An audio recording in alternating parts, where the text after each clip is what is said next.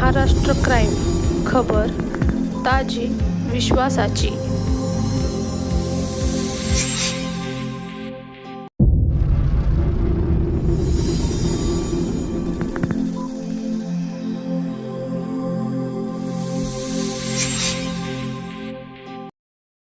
उमरज कराड राष्ट्रीय महामार्गावर बेकायदा दारू वाहतुकीला लगाम लावण्यासाठी तळबीड पोलिसांनी गुरुवारी दुपारी तासवडे फाट्यावर सापळा रचून मोठी कारवाई केली। या कारवाईत विदेशी दारूचा साठा आणि दुचाकीसह सुमारे 50,000 रुपयांचा मुद्देमाल जप्त करण्यात आला असून वैभव सुखदेव कोरडे या युवकाला पोलिसांनी ताब्यात घेतले आहे।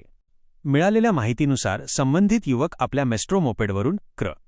MH50D 1269 विनापरवाना विदेशी दारूची वाहतूक करत असताना पोलिसांच्या जाळ्यात अडकला। झडती घेतली असता त्याच्याकडे विविध नामांकित ब्रँड्सच्या दारूच्या बाटल्या आणि बिअरचा साठा आढळून आला।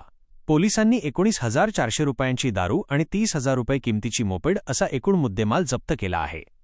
ही कारवाई उपविभागीय पोलीस अधिकारी राजश्री पाटील व सहाय्यक पोलीस निरीक्षक रवींद्र भोरे यांच्या मार्गदर्शनाखाली पोलीस पथकाने केली।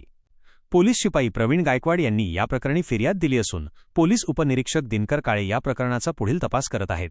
तळबीड पोलिसांच्या या धडक कारवाईमुळे परिसरातील अवैध दारू विक्रेत्यांचे धाबे दणाणले आहेत।